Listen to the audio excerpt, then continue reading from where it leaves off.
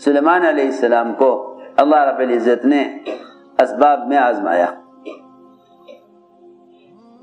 صحابہ کو بھی اللہ تعالیٰ نے اسباب معاش میں آزمایا، اسباب زینت میں بھی آزمایا،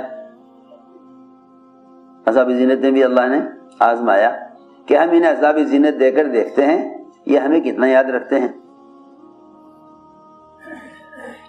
ایسے گھوڑے جو ہوا میں اڑتے تھے، پانی میں تیرتے تھے اور راستوں پر دوڑتے تھے، ایسے قوی گھوڑے جو سواری کو لے کر ہوا میں ایسے اڑ جائیں۔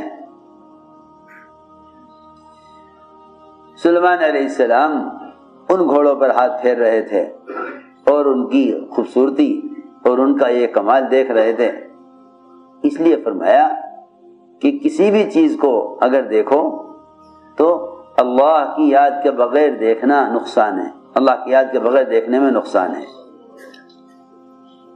اگر کسی بھی چیز کو دیکھو اور اللہ کے تصور کے بغیر دیکھو تو وہی چیز اللہ کی یاد سے غافل کر دے گی۔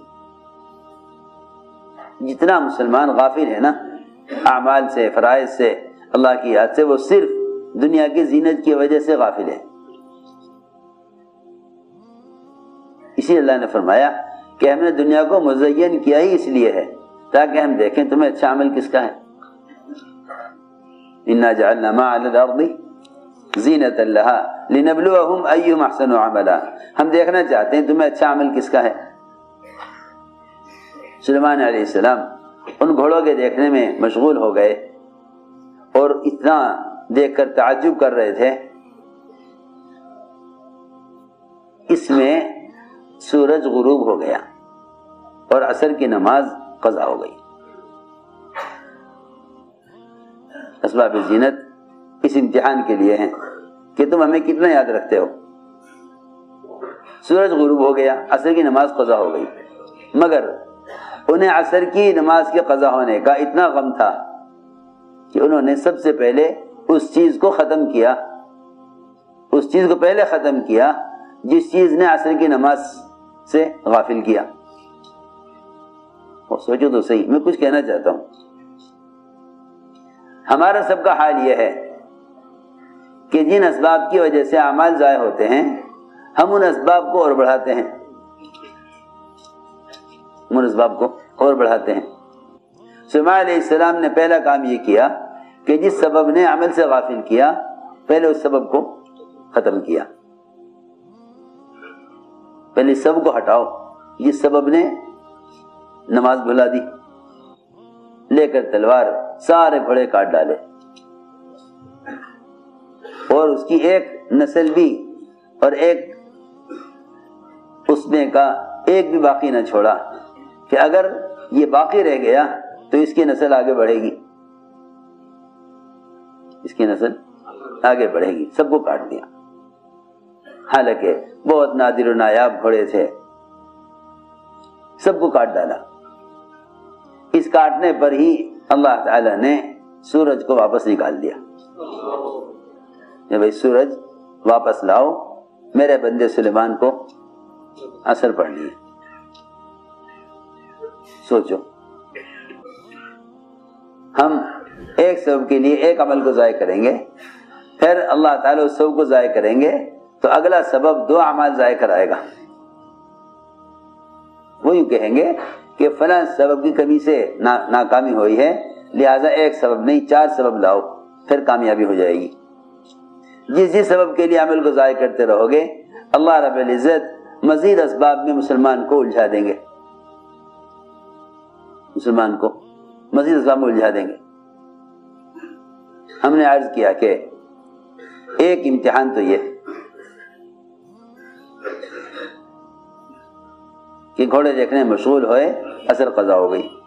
ادھر صحابی باغ معاش کے لیے ہے، میں نے عرض کیا تھا کہ 2 قسم کے اسباب ہوتے ہیں، ایک اسباب زینت، ایک اسباب معاش۔ اسباب معاش میں عام طور سے انصار کاشتکار تھے،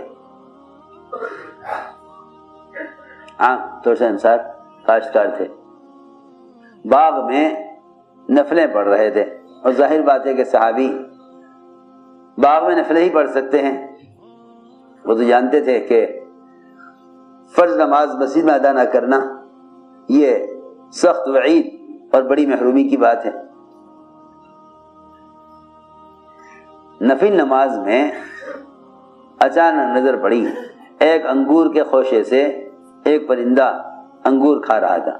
اس پرندے کی خوبصورتی اور اس کا انگور کے خوشے سے لٹک کر انگور کھانا وہ ایسا اچھا لگا، لوگ یہ کہہ کر مناظر دیکھتے ہیں کہ دیکھو یہ اللہ کی قدرت، اللہ کی قدرت، ہاں کہ اللہ تعالیٰ کی قدرت اللہ کو یاد رکھنے کے لیے ہے،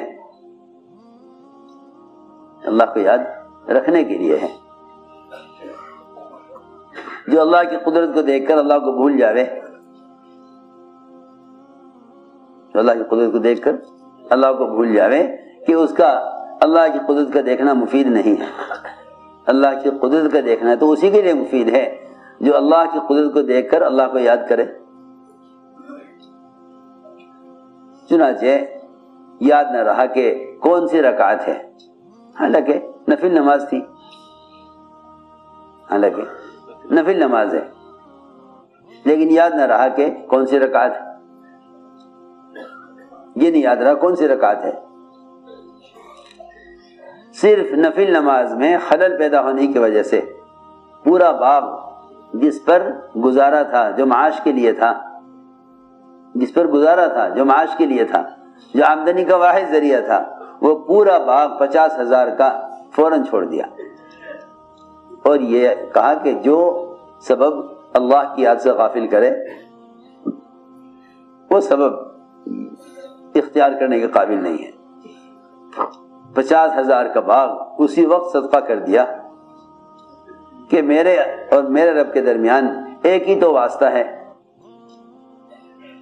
میرے کے درمیان ایک ہی تو واسطہ ہے، قرب کا، نماز۔ اس لیے کہ نماز کو مومن کی معراج کہا ہے، نماز کو مومن کی معراج کہا۔ کیوں کہا معراج؟ صلاۃ معراج مومن، لماذا؟ کیا وجہ ہے نماز کو مومن کی معراج کہنے کا؟ پہلے یہ غور کر لو کہ معراج میں کیا کیا ہے، معراج میں کیا کیا ہے؟ 3 چیزیں ہیں معراج میں، 3 چیزیں معراج میں ہیں: قرب، تکلم اور رؤیت۔ قرب اور تکلم اور رؤیت، یہ 3 چیزیں معراج میں ہیں۔ 3 چیزیں معراج میں ہیں: تکلم، قرب اور رؤیت۔ 3 چیزیں معراج میں ہیں۔ قاب قوسین او ادنی، اتنا تو قرب، اور تکلم، اللہ سے باتیں ہوئیں، اور رؤیت، اللہ کا دیدار، اللہ کا دیدار۔ اللہ اکبر۔ جو 3 چیزیں اللہ نے نبی کو معراج میں دی، وہ 3 چیزیں اللہ تعالیٰ نے ہر ایمان والے کو دے دی۔ جو 3 چیزیں اللہ نے محمد صلی اللہ علیہ وسلم کو معراج میں دی، وہ 3 چیزیں اللہ نے ہر مومن کو ہر نماز میں دے دی، ہر مومن کو ہر نماز میں، ہر مومن کو۔